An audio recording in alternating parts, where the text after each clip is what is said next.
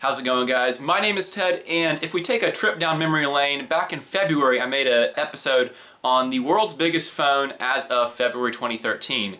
And back then the Huawei Ascend Mate with its gigantic 6.1-inch screen took home the prize, but since then there have been a few new releases of bigger and arguably better devices on the market. So this is June of 2013, and these are the top 5 biggest phones currently available in the world. Starting off at number 5 is the Pantech Vega number 6. This phone features a 5.9-inch display at 1080p resolution, as well as a dual-core Intel 2 GHz processor. This is a very speedy device, and it's one of the few to actually feature Intel's hyper-tethering technology to power that massive display. 1080p display on a 5.9-inch screen looks great. Unfortunately, this device is really only available in South Korea. It never really got the widespread availability that it deserved. If it had come over here to America, or maybe seen an Asian or European launch, it probably would have done a lot better. Unfortunately, this device did not reach the mass markets. Moving on to number 4 is the recently announced AsusfonePad Note. This device features a 6-inch 1080p display, and it recently got announced literally as of yesterday morning is when this phone got announced, and that actually gave me the inspiration to make this video. This is the new phone by Asus, and it's got dual front-facing speakers, which is a really nice addition. Unfortunately, this device is plasticky and cheap, kind of like most Samsung-made phones. No jab at Samsung, it's just the honest truth. And this device is going to be released sometime in the future. I think they said a late summer launch, but you know, it never really knows until it actually happens. Some launches get pushed off. But that is a 6-inch 1080p display, and that will be a gorgeous phone, I'm sure, when it comes out, if you can get past the plastic build of the phone. Moving on to number 3 is the previously first place winner, the Huawei Ascend Mate.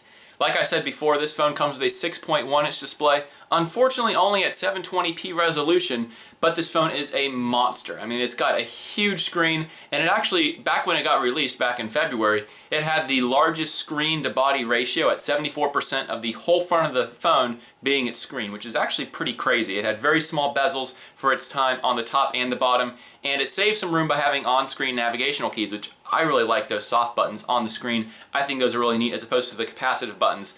This one features a quad-core processor at 1.5 GHz. It's made by Huawei itself, so it wasn't a very good processor. And maybe they've had some software tweaks to make it better since release, but at the time of release, it was a very slow phone, unfortunately, even with that quad-core processor. Let's move on to number 2.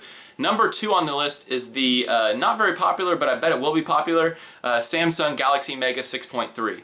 This phone hasn't got much press, it's not really well known, but it actually is a very well built device, and it's going to be released soon in the UK. It's a huge phone at 6.3 inches, very polarizing.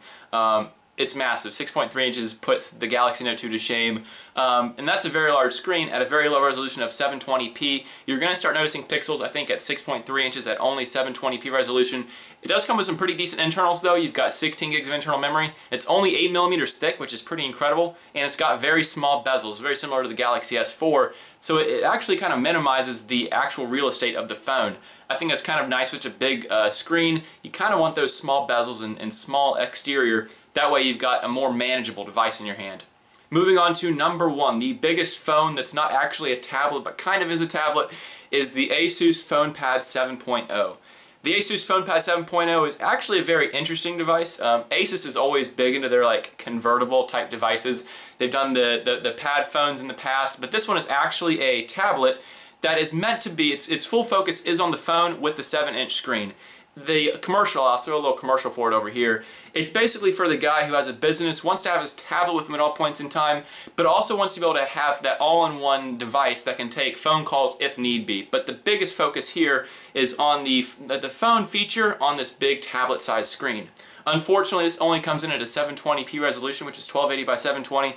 Once again, not really a great display for this big. I would love to see 1080p displays on these bigger devices. It also comes with an Intel processor, I think 1.2 GHz, but I didn't look that up. I think that just sticks in my mind. I think it's a 1.2 GHz dual-core Intel Atom processor. Not a very good processor. It's very basic specs, but this device is only $250. So if you live over there in the UK, grab yourself one of these things. If you like the big hybrid, holding that up to your ear would be a little crazy, but if you're into that stuff, go for it. It's the only thing like it on the market. And there are, once again, I'll do this disclaimer, there are bigger things like the Galaxy Note 8.0, which is an 8-inch screen. They have full phone capabilities, but they are tablets. I mean, the Galaxy Tab is a tablet. The biggest phone that there is this Asus PhonePad, because it actually has a preference to the phone. Anything bigger than that really is getting into the tablet market. So maybe there'll be bigger phones. God, I hope not, but who knows with the way the market's going right now. Let me know, guys, are you interested in a huge phone? Let me know in the comment section down below. I'll show you guys my current device is, of course, the Galaxy Note 2. I love this thing to death. I think it's a great phone. But I don't think I would want anything bigger. I think 5.5 inches is kind of pushing the limits as it is. Let me know, are you interested in a 6.3 or a 7-inch tablet phone hybrid thing? Leave me a note in the comment section down below. Thank you guys for watching this video, and as always, I will see you in the next one. Goodbye.